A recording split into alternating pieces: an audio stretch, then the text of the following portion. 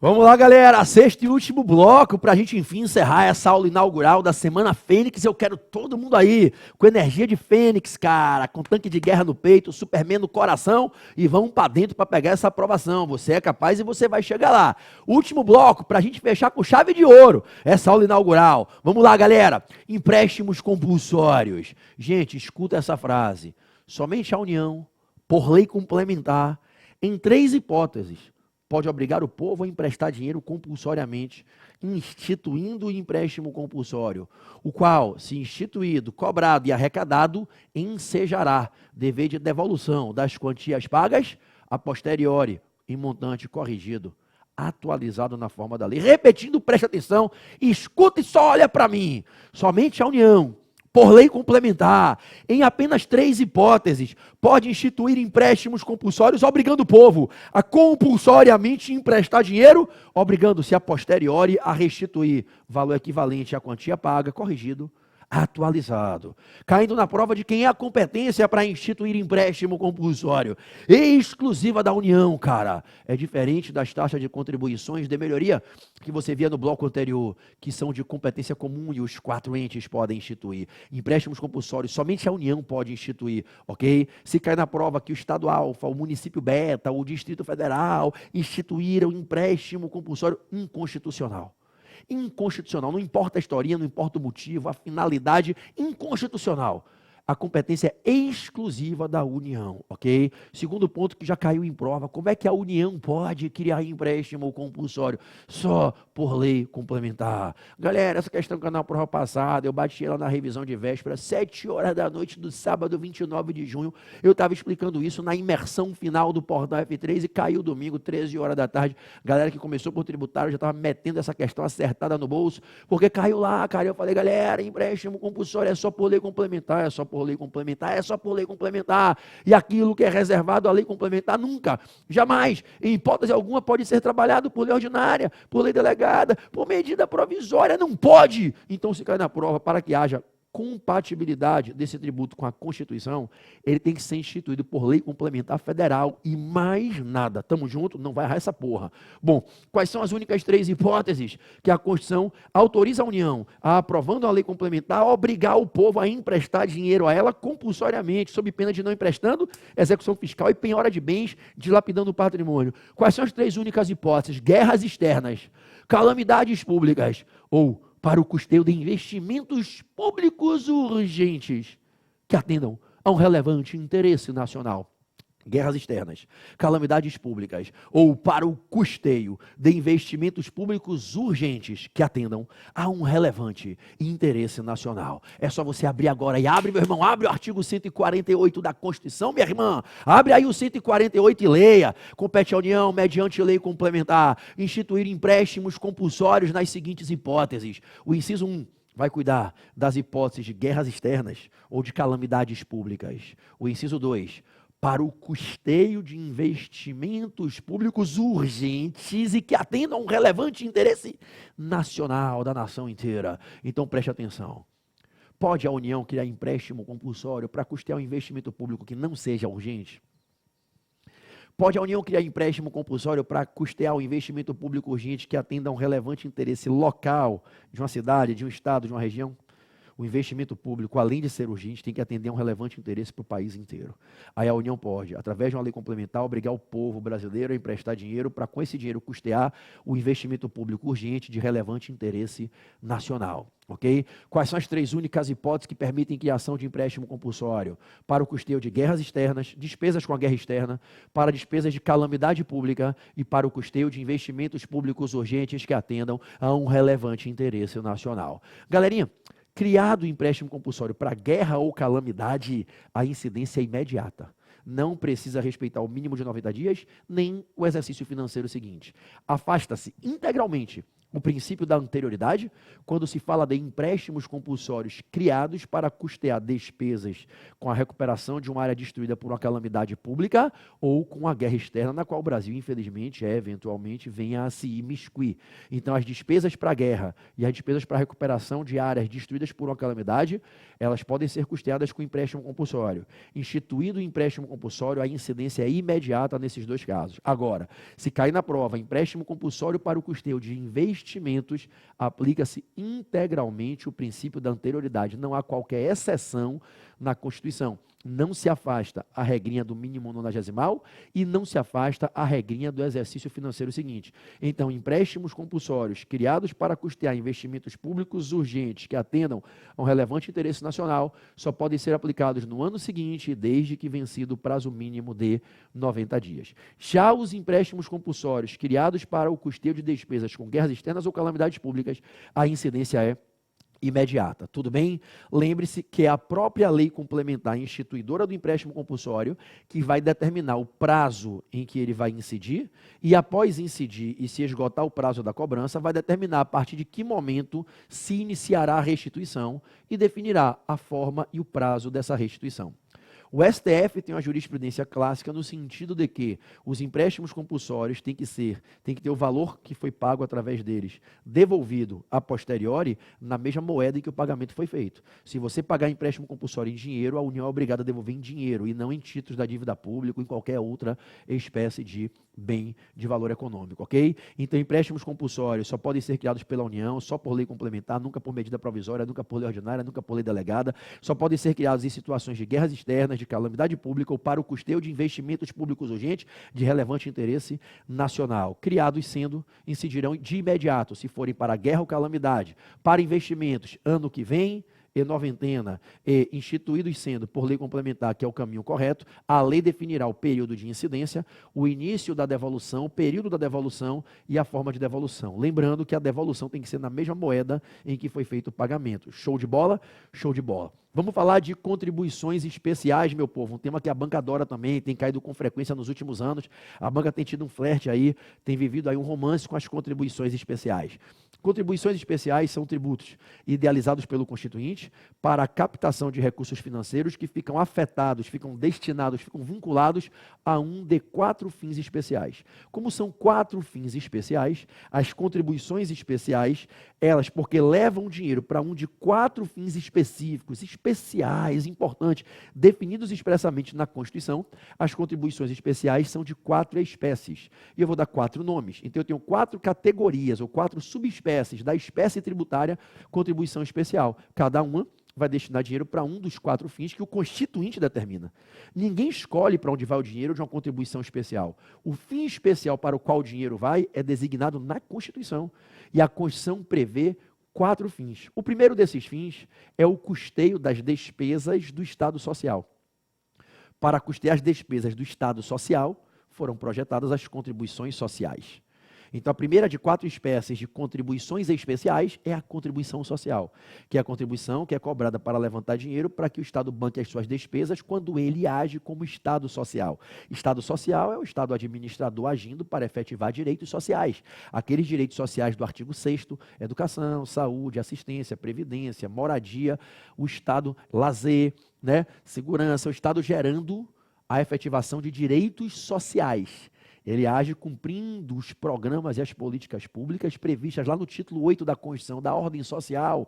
E aí ele tem que ter dinheiro para bancar um sistema de saúde para toda a população, a educação pública, um sistema de assistência social às pessoas desamparadas, enfim. Então, o Estado social tem um custo. Para bancar esses custos, se idealizou um tributo específico para esse fim, que a gente não pode ter outro nome, senão contribuições sociais. São as contribuições que custeiam as despesas do Estado social, e essa é a primeira de 4 espécies de contribuições especiais. A segunda é aquela contribuição que vai levantar dinheiro para custear um outro tipo de despesa do Estado. Quando o Estado age, a todo momento, intervindo, controlando a atividade econômica. O Estado tem a missão de promover diversas atividades permanentes em todo o país de intervenção, direta, indireta, participativa, por indução. O Estado tem o dever de participar a todo momento intervindo na ordem econômica, no domínio econômico. O domínio econômico é o ambiente onde os empresários em livre iniciativa empreendem e desenvolvendo atividade econômica com seu fim lucrativo, buscando capital. O liberalismo, o capitalismo asseguram a livre iniciativa, e a livre iniciativa é empreendida pelos particulares em regra, nesse ambiente chamado domínio econômico. O Estado precisa intervir para fazer valer o respeito aos princípios da ordem econômica constitucional, do título 7 da Constituição, da ordem econômica, aos princípios do artigo 170. Então o Estado gasta muito dinheiro praticando a todo momento intervenções no domínio econômico.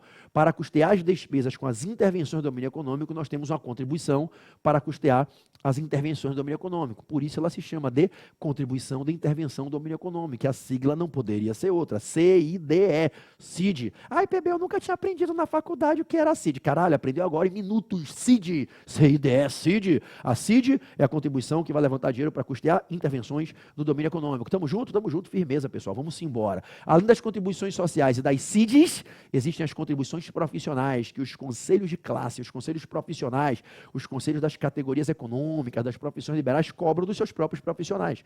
O conselho de psicologia cobra uma contribuição dos psicólogos. O conselho de medicina cobra a contribuição dos médicos. O conselho de fisioterapia cobra a contribuição dos fisioterapeutas. O conselho de engenharia cobra a contribuição dos engenheiros. Essa contribuição, quem regra, é cobrada uma vez por ano, depende de cada conselho e sua regulamentação própria. Essa contribuição, que é conhecida como anuidade profissional, ela é paga para dar autossustentabilidade, orçamento autônomo ao conselho.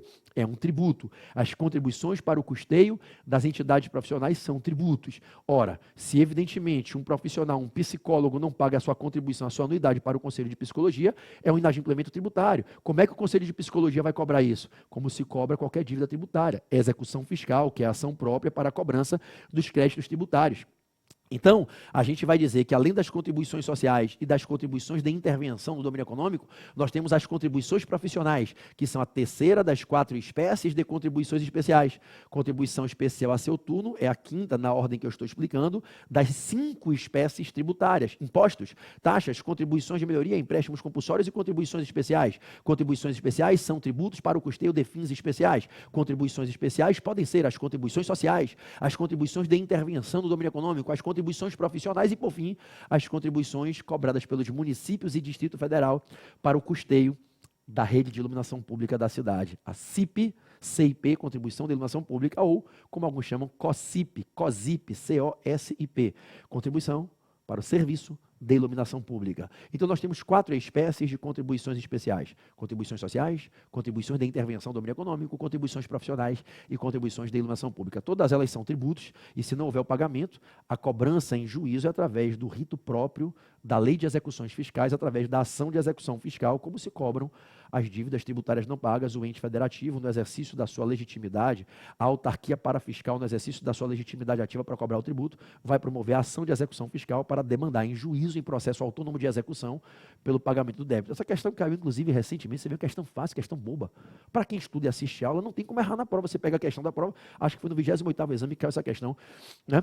Como é que se cobram as dívidas tributárias não pagas? Como é que se cobra uma contribuição devida pelo psicólogo ao Conselho de Psicologia, acho que era o Conselho de Psicologia, se não me engano, que ele não pagou. O Conselho de Psicologia deve ajuizar uma ação de execução fiscal.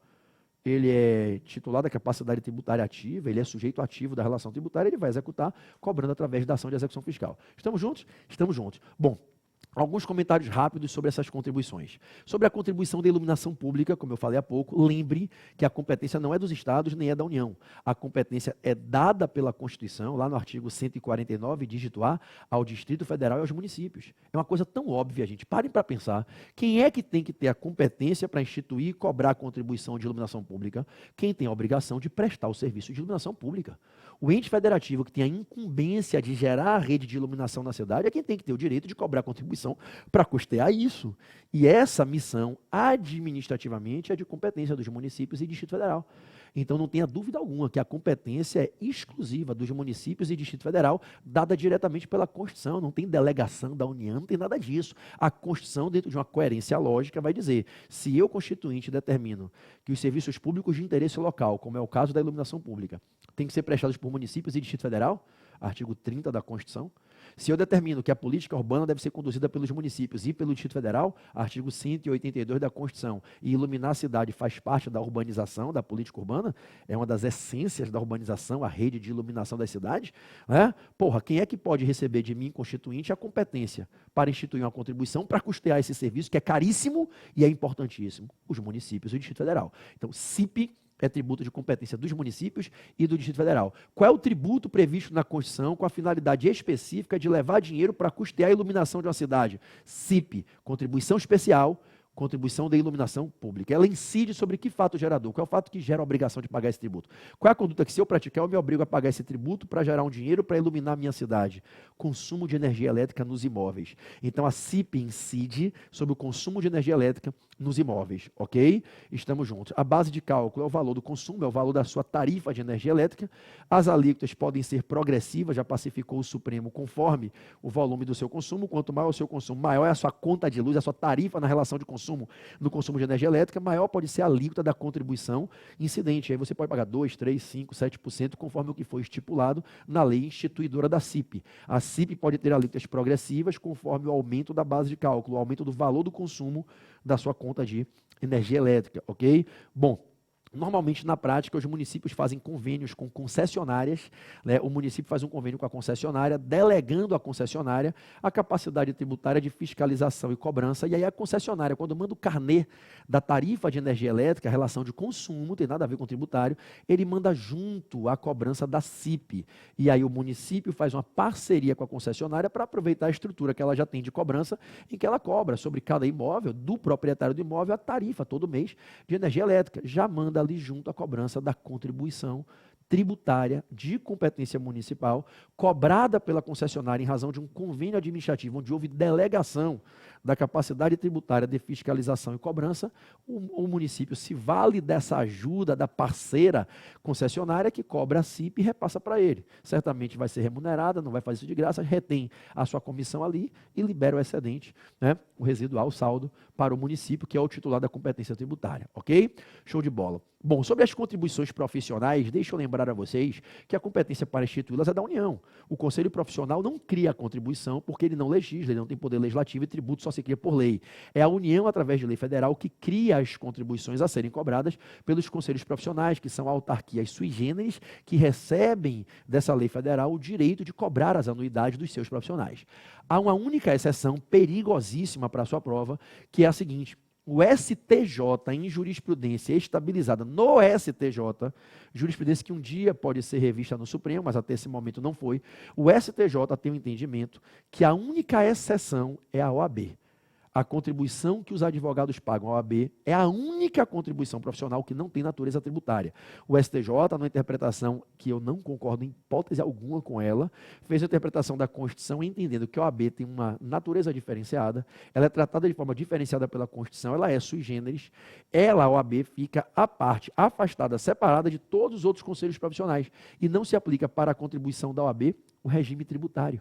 A OAB não estaria cobrando um tributo. Se a OAB não cobra tributo, a OAB não vai precisar de lei para instituir, para majorar, a OAB não precisaria usar ação de execução fiscal, poderia cobrar pela ação de execução civil, não se aplicaria prazo de prescrição tributária. Então, o STJ tem uma jurisprudência, se cai na prova, fique aqui informado, que a única contribuição profissional que não tem natureza tributária e, portanto, não se aplica para ela as normas do direito tributário, ela é afastada da pirâmide dos tributos, é a contribuição que os advogados pagam à OAB, em razão da natureza diferenciada e sui generis da advocacia, na maneira como a Constituição trata da advocacia com especialidade em relação às outras profissões e da maneira como a OAB é tratada de forma diferenciada, ok? Tirando a contribuição da OAB, todas as outras contribuições profissionais são tributos, se submetem ao regime tributário, princípio da legalidade, só a lei cria, majora, princípio da anterioridade, se majorar só pode aplicar no outro ano, cobrança dos inadimplementos através da ação de execução fiscal, aplica-se os prazos de decadência e prescrição do direito tributário, então, são tributos,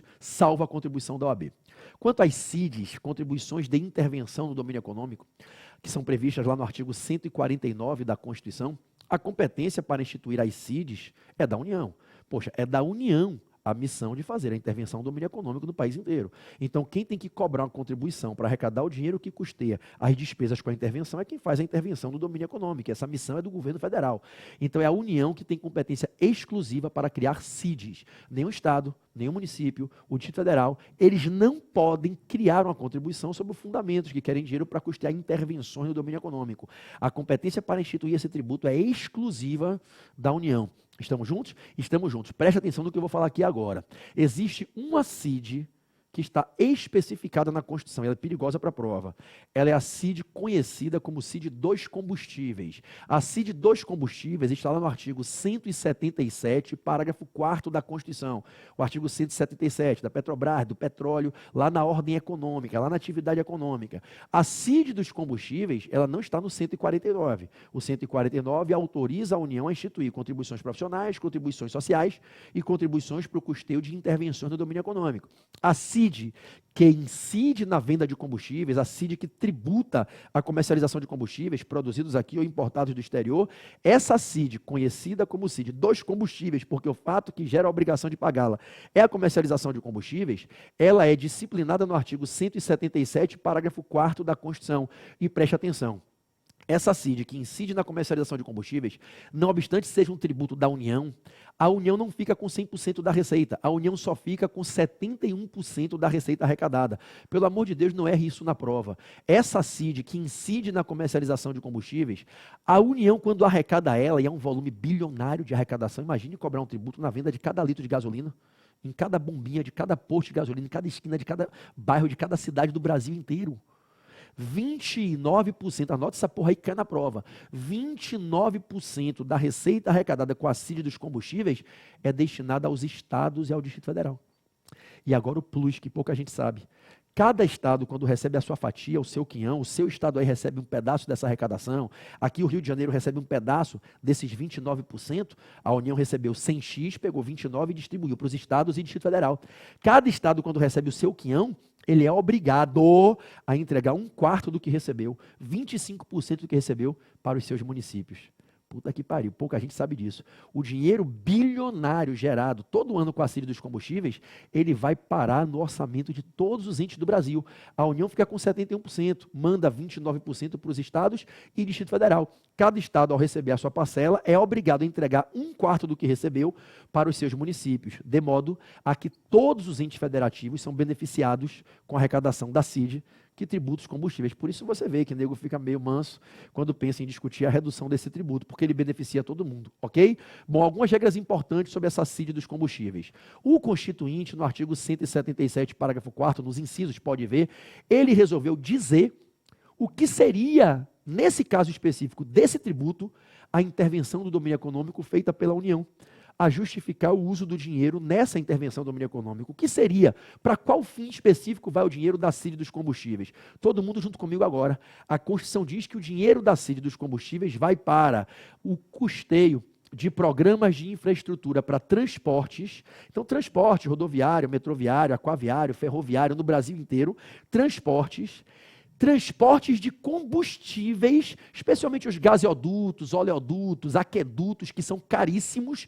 Então, transporte de combustíveis, deslocamento de combustíveis e, o mais importante, gente, projetos ambientais para recuperar o meio ambiente, da degradação que ele sofre, do impacto ambiental lesivo que ele sofre em razão da exploração do petróleo e gás, que é altamente corrosiva.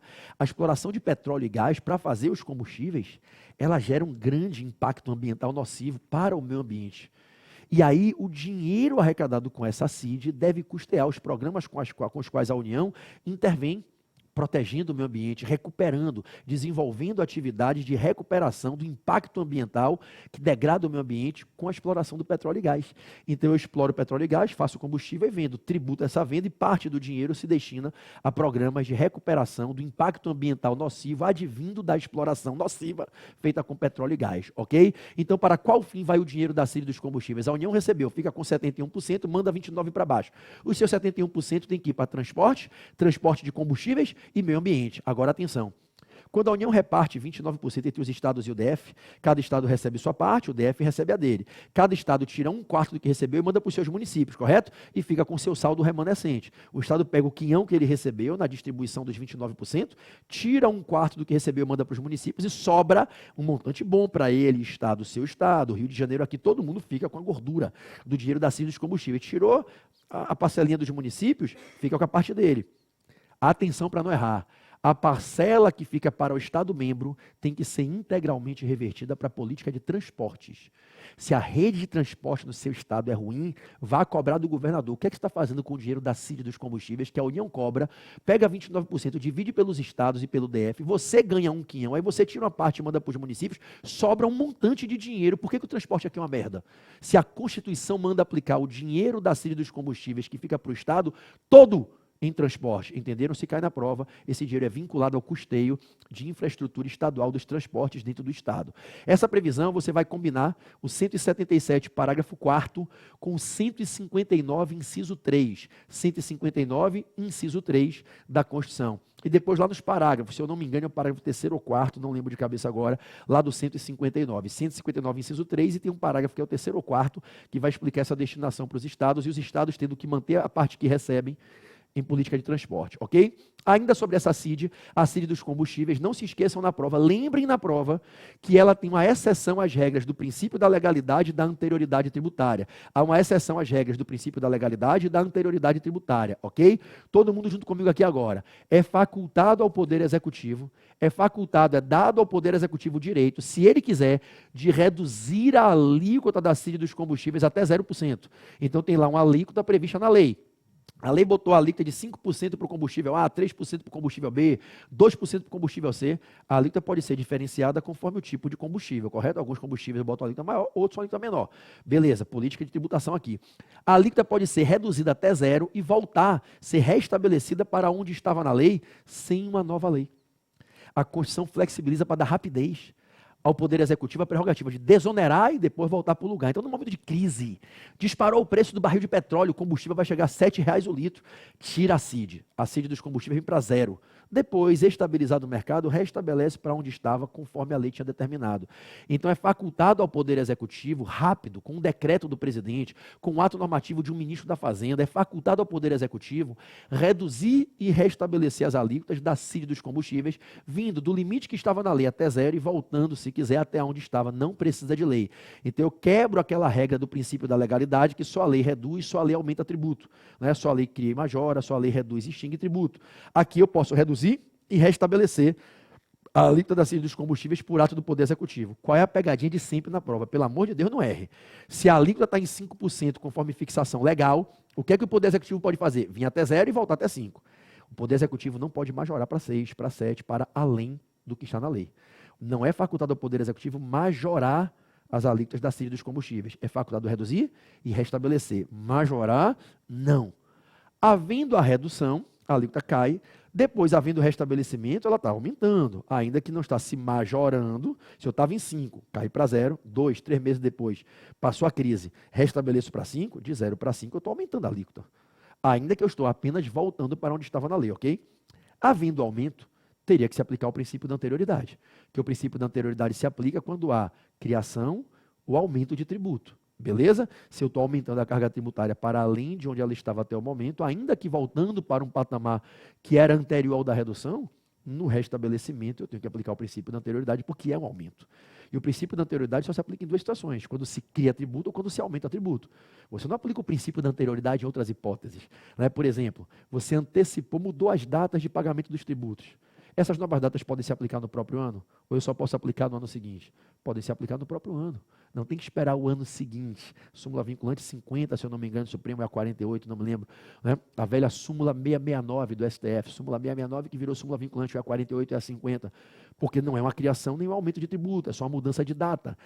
Essa questão caiu no 29º exame, inclusive. Não precisa respeitar nem o princípio da legalidade, nem o da anterioridade. Para mudar, para antecipar a data de pagamento. Você não está majorando o tributo, não está aumentando, não está criando tributo novo, só está mudando o dia do pagamento. O poder público tem plena liberdade para antecipar e já aplicar as novas datas no próprio ano. Agora veja, a CID dos combustíveis está lá, com a alíquota de 5% para certo combustível. Tá? Aí eu reduzo para 0. Quando eu restabeleço, eu só vou precisar respeitar a noventena. A Constituição expressamente afasta a necessidade de se aguardar o exercício financeiro seguinte. Está lá escrito isso no artigo 177, parágrafo 4º, inciso 1, B de bola. Então, não é necessário esperar virar o ano. Então, se eu estou em julho, agora estamos em julho de 2019, hoje é sexta-feira, 12 de julho, eu estou aqui reduzindo a alíquota de 5% para zero, se eu chegar mês que vem, em agosto, e restabelecer para 5%, eu não preciso esperar 2020, mas eu tenho que contar os 90 dias. Passados os 90 dias, eu volto a aplicar a alíquota restabelecida, ok? Então, caindo na prova, restabelecimento de uma alíquota que foi reduzida e está sendo restabelecida para o lugar que se encontrava antes da redução, pode ser feito por ato do Poder Executivo e não precisa esperar o exercício financeiro seguinte, devendo, todavia, obedecer única e exclusivamente a noventena, ok? Fica naquela regrinha do princípio da anterioridade, daqueles tributos que só respeitam a noventena. IPI, contribuições sociais de seguridade social e o restabelecimento das alíquotas reduzidas da CID dos combustíveis, em que só se aplica a noventena. Beleza? Beleza. Deixa para trás essa CID dos combustíveis e vamos falar agora de contribuições sociais, ok? As contribuições sociais, como dito, são contribuições criadas para custear as despesas do Estado Social. O Estado Social é aquele que age implementando políticas públicas para efetivar direitos sociais. Direitos sociais são vários direitos previstos no artigo 6º da Constituição, dos quais a população depende para ter um mínimo existencial. E direitos que só se efetivam através de prestações positivas do Estado, ok? Direitos sociais são direitos de segunda dimensão, na tábua evolutiva do processo histórico de afirmação dos direitos humanos, dos direitos de segunda dimensão, econômicos, sociais e culturais. Esses direitos são direitos dependentes de prestações afirmativas, positivas, obrigações de dar e de fazer do Estado para ter efetividade para a maioria das pessoas da população, que não tem condições financeiras de adquirirem sozinhas serviços privados contratados para efetivar educação, saúde, precisam de uma rede pública de educação, de saúde, um regime público organizando a prevenção com prudência, a previdência, para no futuro terem o direito de se aposentar ou receberem uma pensão não mais precisando trabalhar. Então, os direitos sociais são direitos que, para terem sua efetividade, dependem de prestações positivas do Estado. Isso tem um custo. As contribuições sociais aparecem como os tributos destinados a custear as atividades estatais que se propõem a efetivar os direitos sociais. Beleza? Beleza. Joga o jogo junto comigo agora. Preste atenção. As contribuições sociais se dividem em duas famílias. De um lado, as contribuições sociais que vão custear políticas públicas direcionadas à efetivação de 3 direitos sociais. Contribuições sociais para financiar esses 3 direitos sociais. E, do outro lado, as contribuições sociais que se destinam a custear programas vocacionados a efetivar todos os demais direitos sociais em geral, diferente desses 3. Eu divido a tábua dos direitos sociais, botando 3 para um lado e o resto para o outro. Esses 3 direitos sociais, saúde, previdência e assistência, saúde, previdência social e assistência social, esses 3 formam o núcleo do Estado Social. E esse núcleo tem um nome, Seguridade Social. A Seguridade Social é formada pela saúde, previdência e assistência. O artigo 193, o artigo 194 da Constituição, eles vão ensinar o conceito de Seguridade Social. A Seguridade Social reflete um conjunto de políticas públicas com parceria e apoio da iniciativa privada para efetivar o direito à saúde, o regime de previdência social e a assistência social às pessoas desamparadas. Saúde mais previdência mais assistência formam um tripé chamado Seguridade Social. Então, às vezes, a lei cria uma contribuição social para custear os postos de saúde, a distribuição de medicamentos, os hospitais públicos municipais, estaduais e federais, política de vacinação aberta à população, é uma contribuição social para financiar a seguridade, porque saúde é seguridade. Uma contribuição previdenciária cobrada, né, de um trabalhador que vai pagando um pouquinho do que ganha para, com prevenção e prudência, guardar para no futuro, depois de X anos, poder receber esse valor sem mais precisar trabalhar. Ele guardou, se preveniu com prudência para no final da vida, quando não mais tiver idade para o trabalho, poder ficar nos seus aposentos dizendo, continuo recebendo porque guardei e não preciso sair dos meus aposentos para ir à praça laborar. Uma carta de fique nos aposentos, aposentadoria, uma pensão, né? Então, ele custeia para receber o benefício da pensão aposentadoria. Esse regime de custeio para o benefício é um regime de prevenção com prudência, para quando você envelhecer não ficar desamparado e não virar um encosto para o Estado. Você guarda um pouquinho em vida do que juntou para na velhice receber de volta. Então é a previdência social. Então quando eu tenho uma contribuição previdenciária, quando eu tenho uma contribuição para o custeio da saúde, ou uma contribuição para a assistência social, para financiar programas de assistência às pessoas desamparadas, pobres e miseráveis, eu tenho uma contribuição para financiar a Seguridade Social. Então olha que bonito, as contribuições sociais se dividem em 2 classes. As contribuições sociais que financiam a Seguridade, que são contribuições para a saúde, previdência e assistência, e as demais contribuições sociais que não são para financiar a Seguridade. Elas custeiam os direitos sociais em geral. É por isso que a gente fala que existem duas espécies de contribuições sociais. As contribuições sociais de Seguridade Social e as contribuições sociais gerais. Se é criada por lei federal uma contribuição social para custear a rede pública de educação, ela é uma contribuição social geral. Se é criada uma contribuição social para custear a rede de saúde pública, ela é uma contribuição social que financia a Seguridade Social. Então, o que vai diferenciar se a contribuição social se enquadra como sendo a contribuição social para financiar a Seguridade ou como sendo a contribuição social geral, é para que direitos sociais o direito será destinado. Se for para saúde, previdência e assistência, é uma contribuição para financiar Seguridade Social. Se for para moradia, para política de lazer, se for para educação, moradia, lazer são direitos sociais, mas não são saúde, previdência e assistência, então não são seguridade, é contribuição social geral, beleza?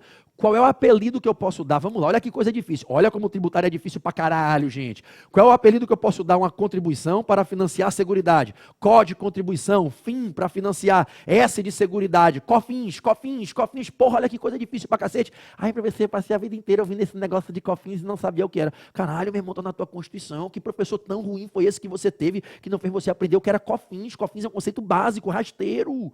COFINS, contribuição para financiar a seguridade. COFINS, porra, isso é COFINS. Um tributo previsto na Constituição para financiar a saúde, previdência e assistência. COFINS, contribuição que financia a seguridade. Então olha para mim e revisa comigo. Há duas espécies de contribuições sociais. As contribuições que financiam a seguridade, as COFINS e as contribuições sociais gerais, ok? Qual é a principal diferença entre elas para a sua prova? Gente, caso se crie ou se majore uma contribuição social geral, o princípio da anterioridade se aplica plenamente. Uma contribuição social geral para educação, para lazer, para moradia, né, política pública de moradia popular, vai ser financiada com dinheiro de uma contribuição social, ela só pode se aplicar no exercício financeiro seguinte e desde que ultrapassado o mínimo de 90 dias. As contribuições sociais gerais se curvam às regras gerais do princípio da anterioridade, mas as contribuições sociais de financiamento da Seguridade Social, as COFINS, as contribuições sociais de seguridade, elas só respeitam a noventena. Elas podem até mesmo incidir no próprio ano em que foram criadas. Se agora em julho for criada ou majorada uma contribuição para financiar a seguridade, não tem que esperar 2020, se aplica em 2019, passados 90 dias a partir da publicação da lei. Então eu espero a noventena e posso aplicar o tributo no próprio ano, se for para financiar a seguridade. É a urgência que a saúde, previdência e assistência clamam. Então na prova, contribuições sociais para financiar a seguridade, saúde, previdência e assistência, só noventena. Contribuições sociais gerais, ano que vem, e noventena. Se cair na prova que o governo aprovou através do Congresso Nacional uma lei sancionada pelo presidente, criando a contribuição para a educação e uma para a saúde. Saúde é seguridade, educação não. A contribuição social de seguridade só no ano seguinte, mínimo de noventena. A contribuição social para a saúde, baixa noventena, a sua noventena pode se aplicar, ainda que no próprio ano não precisa esperar o ano seguinte, ok? Beleza. Quanto às contribuições sociais que financiam a seguridade, a gente divide ela em duas famílias. As contribuições sociais para a seguridade, já previstas no artigo 195, já previstas nos incisos 1, 2, 3 e 4 do artigo 195, que são as contribuições sociais para financiar a seguridade ordinárias, já previstas no artigo 195, e aquelas outras, que como outras fontes de custeio para custear a expansão da seguridade, a reestruturação da seguridade, podem ser inventadas residualmente no futuro. Então eu tenho, quanto à seguridade social, 4 espécies de contribuições já previstas na Constituição. São as contribuições ordinárias, já previstas na Constituição, para financiar a Seguridade Social. E eu posso inventar outras residualmente, seriam as contribuições residuais para o financiamento da Seguridade Social. É a mesma ideia, analogicamente falando, dos impostos ordinários, que você viu nos blocos iniciais, e dos impostos residuais. Eu não te falei que existem 13 impostos ordinários na Constituição? 3 dos municípios, 3 dos estados e 7 da União? E que além desses 13, a União pode, por lei complementar, inventar impostos residuais? Cara, existem 4 espécies de contribuições ordinariamente previstas na Constituição para financiar a Seguridade Social, porra. A União pode, todavia, por lei complementar, inventar outras fontes de custeio para aumentar o rol das atuais 4. Essas outras fontes de custeio para promover a expansão, a reestruturação da Seguridade Social, da saúde, previdência e assistência, são as chamadas contribuições residuais para a Seguridade Social. Só podem ser criadas por lei complementar, tem que ser não cumulativas, respeitar o princípio da não cumulatividade, e tem que ter fato gerador e base de cálculo, diferente das contribuições previstas na Constituição, cara. As As mesmas regras que eu aplico para impostos residuais, eu aplico para contribuições residuais de Seguridade Social. E aí eu passo a falar da chamada competência residual tributária. PB, o que é a competência residual tributária? É a competência que a União tem, e só a União tem, para por lei complementar. E só por lei complementar, essa porra cai toda hora em prova. Olha para mim, presta atenção, cara. Só a União, por lei complementar, pode instituir impostos residuais e contribuições residuais para financiar a Seguridade. Só a União, por lei complementar, poderá instituir tributos residuais. Lei complementar, nunca lei ordinária, nunca medida provisória. Como é que essa porra cai na prova? A lei ordinária número 123, a medida provisória número 1000, criou uma outra fonte de custeio para a Seguridade Social. Não pode, é inconstitucional, não poderia ser lei ordinária, não poderia ser medida provisória, tem que ser lei complementar. Então a competência residual é uma competência exclusiva da União, para por lei complementar criar impostos residuais e contribuições residuais para a Seguridade Social. O que são impostos residuais? Qualquer outro imposto novo, diferente dos 13 previstos na Constituição. O que é uma contribuição residual para financiar a Seguridade Social? Uma contribuição nova, diferente das 4 já previstas na Constituição. Como é que eu posso criá-los? Por lei complementar. Impostos residuais têm que ser não cumulativos. Contribuições residuais para financiar a Seguridade Social têm que ser não cumulativas. Em ambos os casos, tem que respeitar a não cumulatividade. Tributos residuais não podem ser cobrados cumulativamente.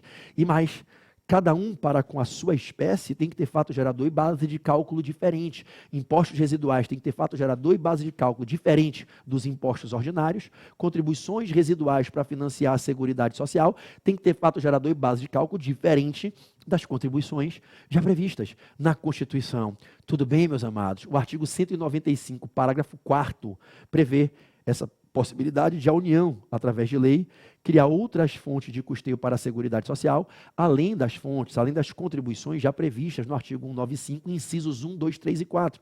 O parágrafo 4º, que remete automaticamente no próprio texto ao 154, inciso 1, que é o dos impostos residuais. O artigo 195, parágrafo 4º e o 154, inciso 1, formam a base constitucional da chamada competência residual tributária, por via da qual a União, e somente a União, por lei complementar, e somente por lei complementar, pode criar tributos residuais sempre não cumulativos, impostos residuais com fato gerador e base de cálculo diferente dos impostos já previstos, contribuições residuais para financiar a Seguridade Social, com fato gerador e base de cálculo diferente das contribuições já previstas. E quais são as contribuições já previstas? Elas estão nos incisos 1, 2, 3 e 4. Contribuições sobre os trabalhadores, contribuições sobre os empregadores, contribuições sobre as receitas geradas nos concursos de prognósticos, jogos, arrecadação com jogos, loteria, e sobre os importadores.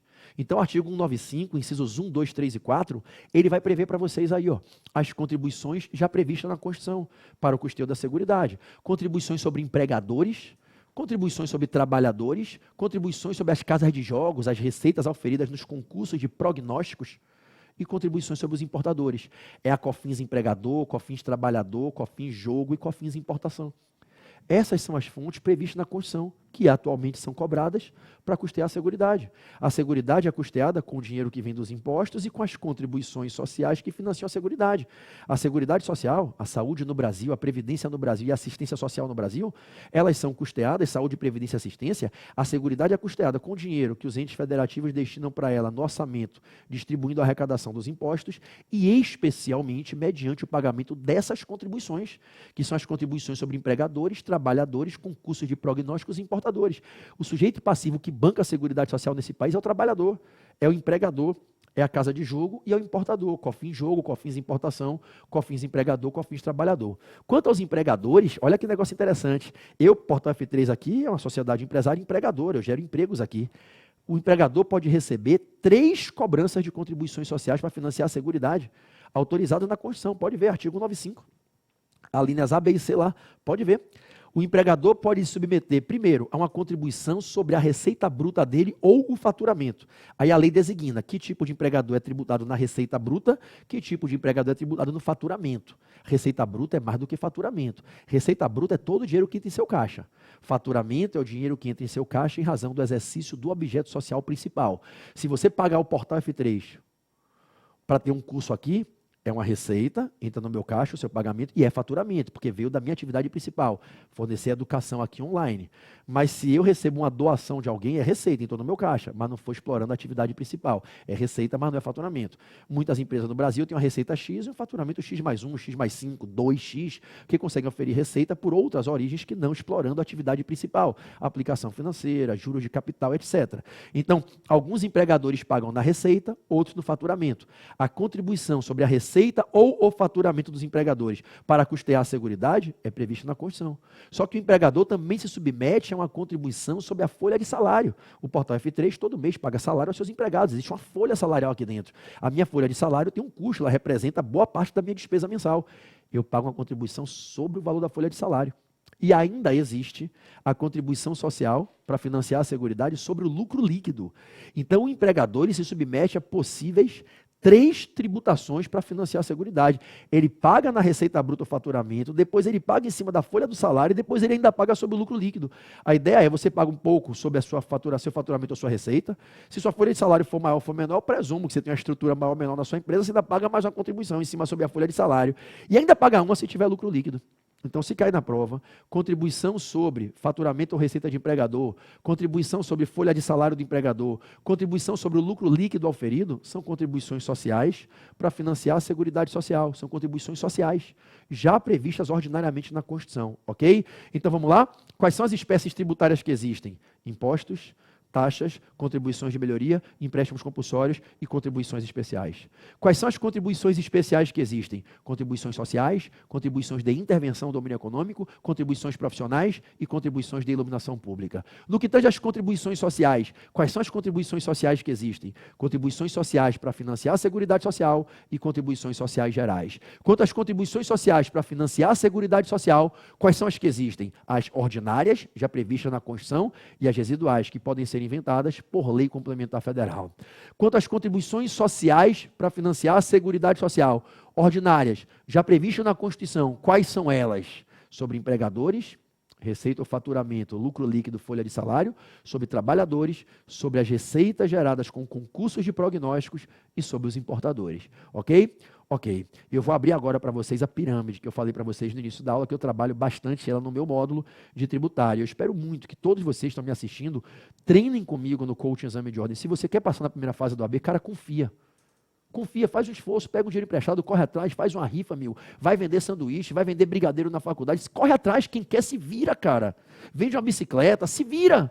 Arruma um dinheiro e se matricula, o treinamento vale cada centavo, você vai treinar, porra, todos os dias, com aula todo dia. Tem um módulo top de tributário, um módulo top meu de constitucional, aulas de várias matérias que a gente faz aqui para você ser capacitado para passar na prova. Não adianta querer ficar pegando atalho, cara, estudando cola superficial, material rasteiro, estudando muito na estratégia errada. Isso aqui é um treinamento de puta eficiência, cara. Participa, você vai ver meu módulo completo e lá você vai ver a pirâmide. No cume, os impostos ordinários, residuais, extraordinários de guerra, as taxas e contribuições de melhoria, os empréstimos compulsórios e as contribuições especiais. Para fechar com chave de ouro, eu botar a pirâmide na tela. De quem é a competência para criar contribuições especiais? Salvo 2 exceções, eu só falei uma, vou dar a segunda agora, salvo 2 exceções, a competência da União. É a União quem cria contribuições especiais, salvo 2 exceções. A primeira vocês já me viram dizer várias vezes. A contribuição de iluminação pública é de competência do Distrito Federal e dos municípios. Ela é uma exceção, a contribuição de iluminação pública. Qual é a segunda? É no que tange as contribuições de Seguridade Social, um caso isolado, uma agulha no palheiro. Sabe qual é? Quando a gente tem a contribuição previdenciária cobrável do servidor público efetivo, cada servidor público efetivo paga uma contribuição para o seu regime próprio, o seu regime especial de previdência do seu próprio ente. A Constituição determina, não é, que cada município, cada estado, o Distrito Federal e a própria União organizem um regime especial, um regime próprio de previdência social com uma série de normas que dão privilégios, dão regalias merecidas para quem dedicou a vida servindo a administração. Então, os servidores efetivos, lá do artigo 40 da Constituição, eles têm um regime próprio de previdência social. O regime é do artigo 40. O regime do artigo 40, que é o regime próprio, o regime especial para os servidores efetivos. Cada ente federativo é que cria, é que cobra a contribuição previdenciária para o custeio dos benefícios de pensão e aposentadoria no regime próprio de previdência social dos seus próprios servidores. Aí eu tenho a Prev Rio, a Prev São Paulo, a Prev Distrito Federal, a Prev Salvador, a Prev Porto Alegre, a Prev Bahia, Prev Manaus, Prev Macapá, Prev Porto Alegre, Prev Mato Grosso, Prev Paraíba, eu tenho a Prev de qualquer lugar do Brasil. Então, cada ente federativo tem a competência para cobrar a contribuição previdenciária do seu servidor público efetivo no regime próprio especial de previdência que esse ente organiza para o seu servidor efetivo. Então, as únicas duas exceções à competência exclusiva da União para as contribuições especiais estão aqui, na contribuição de iluminação pública, que é de competência dos municípios e Distrito Federal, e na contribuição previdenciária do servidor efetivo, que cada ente cobra a sua. Tirando isso, só a União cria CIDs, só a União cria contribuições profissionais, só a União cria contribuições sociais gerais, só a União cria contribuições sociais ordinárias previstas na Constituição para a Seguridade Social, com essa exceção da contribuição previdenciária do servidor efetivo, e só a União pode criar contribuições residuais para a Seguridade Social. Então, os empréstimos compulsórios são exclusivos da União, as contribuições especiais, salvo essas duas exceções, são de competência exclusiva da União. Taxas e contribuições de melhoria são de competência comum de todos os entes. Impostos, eu tenho 3 dos municípios, 3 dos estados, o Distrito Federal cumula, todos os outros são da União. Galera, ficou fácil. Chegamos a um final da aula aqui, né? E você agora já sabe quem é que pode instituir cada tributo. Fala para mim. Quem é que pode instituir PTU, ITBI e ISS? Municípios e Distrito Federal. Quem pode instituir TCMD, ICMS e IPVA? Estados e Distrito Federal. Qualquer outro imposto, a União. Os 3 impostos ordinários fiscais, imposto de renda, ITR e IGF, os 4 impostos extrafiscais, II, IE, IPI e IOF. Só a União pode criar impostos extraordinários de guerra, só a União pode criar impostos residuais. Todo mundo pode criar taxas e contribuições de melhoria, só a União empréstimos compulsórios, só a União contribuições especiais, salvo contribuição previdenciária do servidor efetivo e a contribuição de iluminação pública. Ficou fácil. Joga a pirâmide na tela, vamos lá. Espécies tributárias. No cume, impostos. No meio, taxas e contribuições de melhoria. Na base, empréstimos compulsórios e contribuições especiais. No cume, impostos. Saem 3 setas verdes. Para um lado, os impostos ordinários. Para outro, os impostos residuais e os extraordinários de guerra. Impostos ordinários puxam 3 setas, municipais, estaduais e federais. Os federais se dividem em 2 setinhas, os fiscais e os extrafiscais. Quais são os impostos ordinários federais? Os fiscais, imposto de renda, ITR, imposto sobre grandes fortunas. Os extrafiscais, II, IE, IPI e IOF. Quais são os impostos estaduais? ITCMD, ICMS e IPVA. Quais são os impostos municipais? IPTU, ITBI e ISS. O Distrito Federal, pelas regras da competência cumulativa, lá do artigo 147 da Constituição, cumula impostos municipais e estaduais. Somente a União pode criar impostos residuais e impostos extraordinários de guerra. Taxas e contribuições de melhoria, qualquer ente federativo. Estou na base da pirâmide, no segundo andar. Taxas, hora de serviço, hora de polícia. Contribuições de melhoria quando ocorre valorização imobiliária decorrente de obra pública. Agora vamos para a base, para o chão da pirâmide. Empréstimos compulsórios, lá do artigo 148, somente a União, em caso de guerra externa e calamidade pública, 148, inciso 1, para investimentos públicos urgentes de relevante interesse nacional, 148, inciso 2. 149 e 149, dígito A.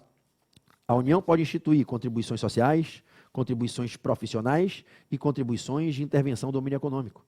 Os municípios e o Distrito Federal podem instituir contribuição para o custeio da iluminação pública.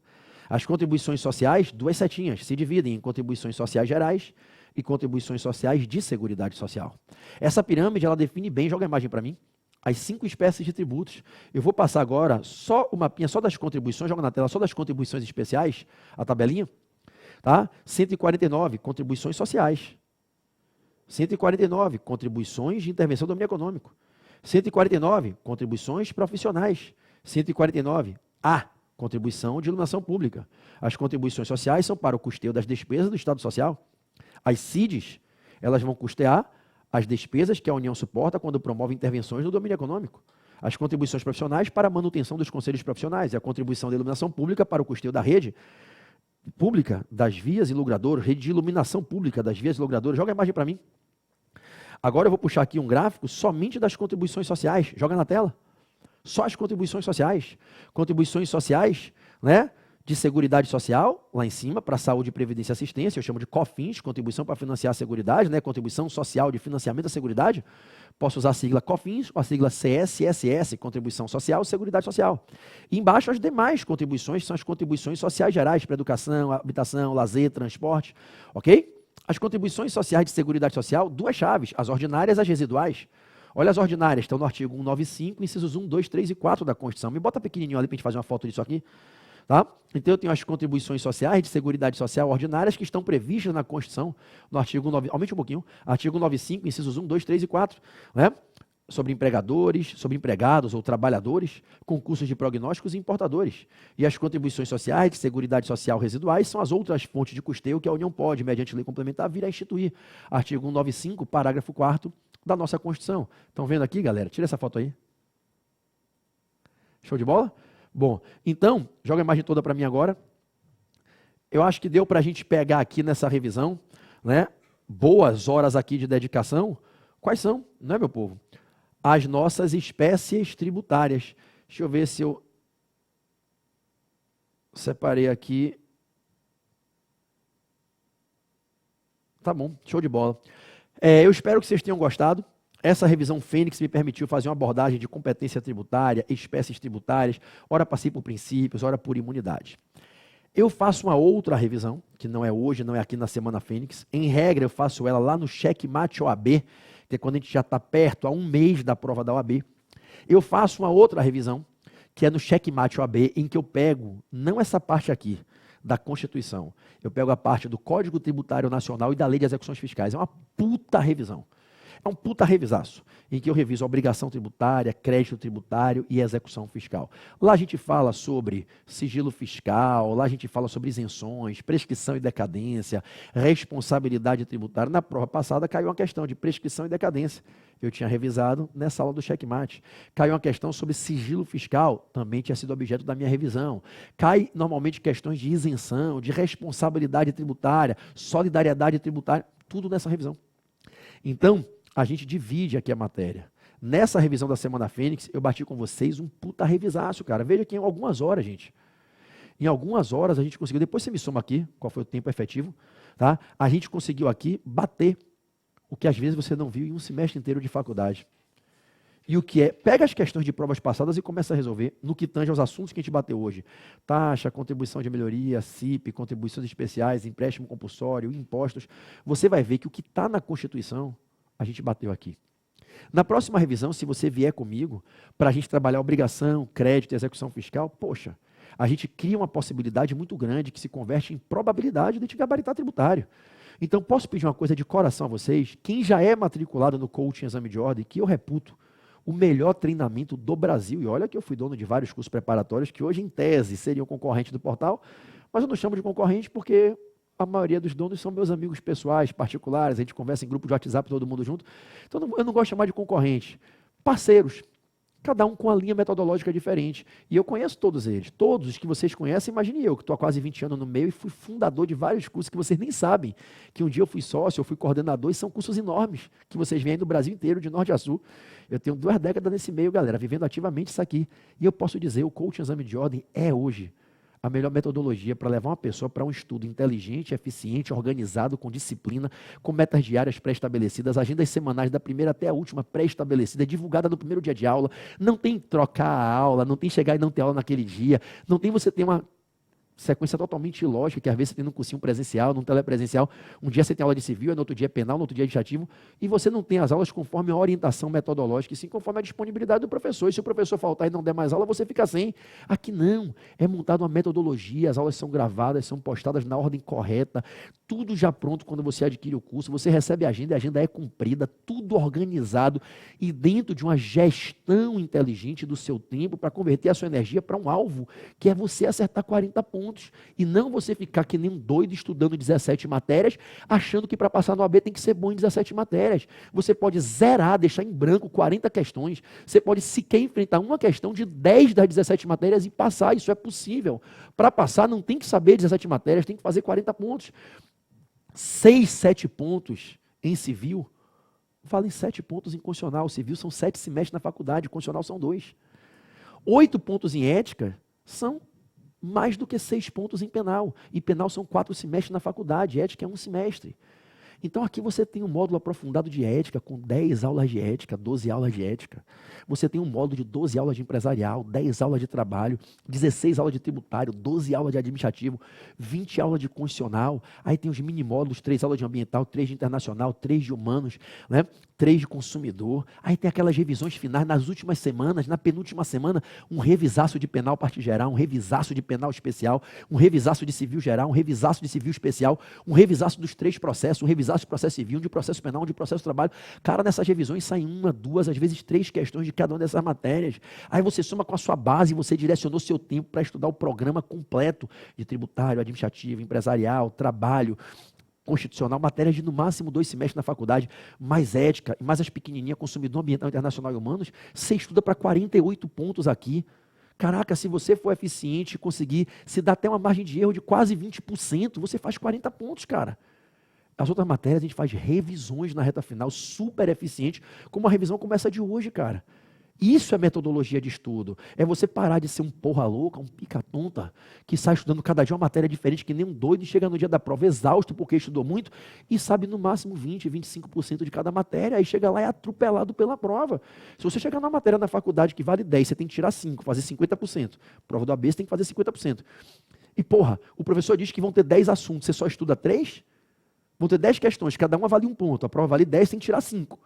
Cada questão vai ser um assunto diferente. Você só estuda 3 dos 10 assuntos, e a prova é muito bem feita, com técnicas de indução a erro, com manipulação cognitiva, questões longas, cansativas, questões com 400, 500 algoritmos que você não consegue fazer em 3 minutos e 30 segundos, uma média de 5 horas, 300 minutos por 80 questões.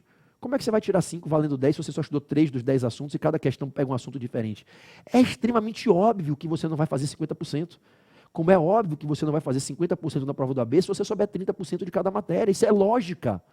Você tem que saber tudo de algumas matérias que garantem os 40 pontos, saber tudo, pegar o edital inteiro, o programa todo. É administrativo, é pegar atos administrativos, poderes da administração, princípios da administração, organização da administração, bens públicos, serviço público, agente público, regime do servidor, intervenção do Estado da propriedade, desapropriação, as demais modalidades de intervenção, licitação, contrato administrativo, concessão, permissão, PPP, improbidade, consórcio, convênio, é tudo, cara. Vai pegar tributário, espécies, competência, princípios, imunidade, reserva de lei complementar tributária, repartição de receita, obrigação, crédito, execução fiscal, tudo. Se você estuda o programa todo, porra, estuda com aulas boas, sem mimimi, cara, musiquinha, caosinho, palhaçadinha, piadinha, isso não tem mais espaço para isso. A internet está acabando, está banindo esse tipo de professor que quer ser um engraçadinho. Você chega com o seu caderno lá do cursinho, que é o cursinho top da cidade, que 1/3 do tempo era o professor contando história, se promovendo, falando piadinha, você chegou na prova, a questão não estava igual ao seu caderno. A internet está banindo esse tipo de comportamento, a aula tem que ser assim como você viu hoje, reta, papum, papum. Você até pode fazer uma brincadeira para descontrair, legal, bacana, é sua ferramenta de quebra de conexão e reinserção na conexão do assunto, para fazer a reoxigenação do cérebro, ok, isso é normal. Mas não dá mais para fazer aquelas aulas engraçadinhas de brincadeirinhas superficiais. Você chega na prova, a questão não é superficial. A prova do AB não é para amador, não é para criança, ou você estuda sério, cara. E domina 6, 7, 8 matérias que dão os 40 pontos. E você estuda aquela porra toda com um bom livro, não por material lixo, cara. Essas porra que o nego pega na internet, em grupo de WhatsApp. Para com essa merda. Aprende a estudar como os profissionais. Se você quer chegar onde os profissionais chegam, faça o que os profissionais fazem. Se você quer chegar no topo, faz o que as pessoas que chegam no topo fazem. Quer ter sucesso, haja como quem tem sucesso age. Isso se chama modelagem. Modele seu comportamento das pessoas de sucesso e pare de querer se comportar como amador e ficar com a expectativa de ter um resultado que profissional tem. Aprende a ser um pitbull do concurso, um atleta da aprovação, porque é isso que esse mundo exige nessa atmosfera que o exame tem hoje. Se você não entendeu isso, você está ficando para trás e vai continuar ficando para trás mais 4 meses, mais um exame, mais um exame.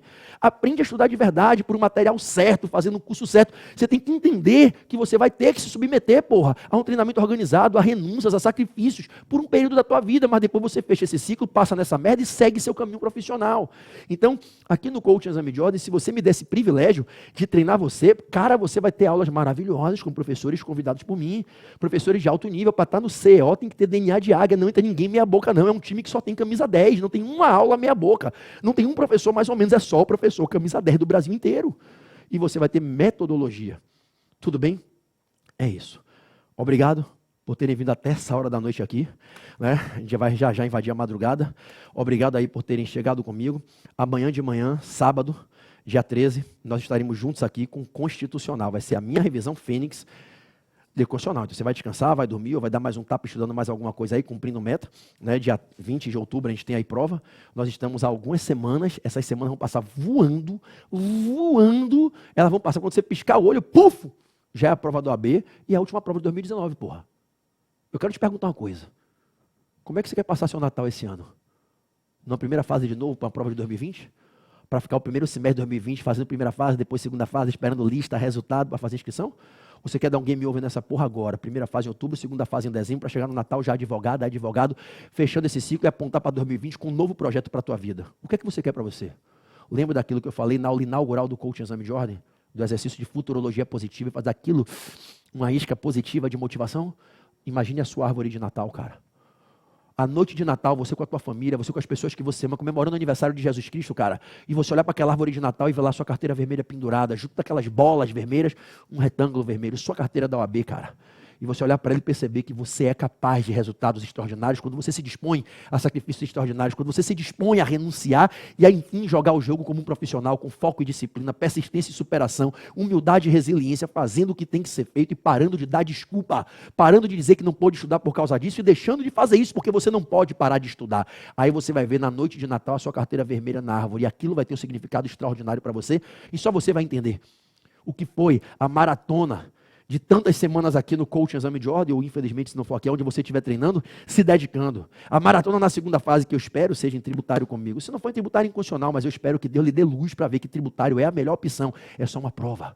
É passar numa prova pequena, simples, poucas peças, pouco conteúdo, e eu dou tudo, eu fecho a prova para você. Confie sem medo, venha em tributário que eu lhe ajudo a pegar um 10. E aí você olha para aquela carteira e dizer, porra, foi outubro, foi novembro, foi dezembro, eu estava ali, cara, dando sangue, eu passei. Você provou que você é capaz de chegar onde só 20% chegam, onde a cada 5 somente 1 chega. Esse é o histórico do exame de ordem conduzido pelo FGV em 29, agora vamos para a 30ª edição. A estatística é de aproximadamente 20% de aprovados, 80% de reprovados. Em algumas provas foi menos do que isso. E você vai olhar para aquela carteira e vai dizer, esse foi o meu presente de Natal. É mais do que a carteira, é o que está por trás dela.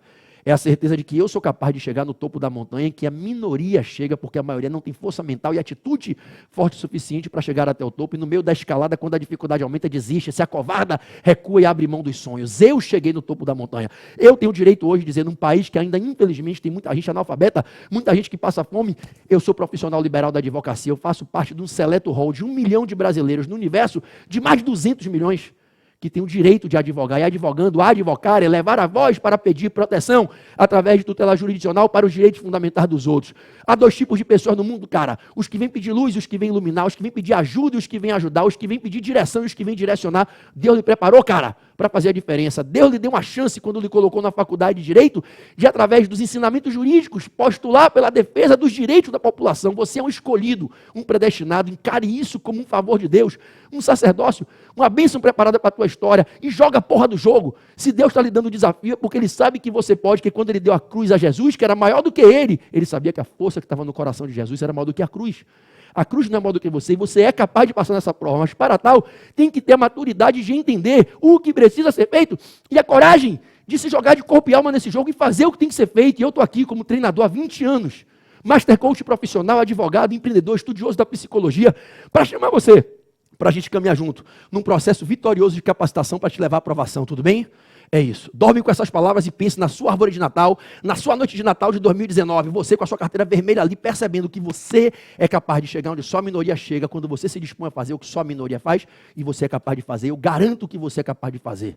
Vamos juntos? Amanhã de manhã, direito constitucional, na veia, seguindo na Semana Fênix do Portal F3. Se você puder fazer algo bacana, faça. Divulgue a todos os seus amigos. Falei, galera, a aula de tributário com o PB foi o bicho, o moleque atropelou, entrou rasgando, botou para quebrar, pocou a porra toda em tributário.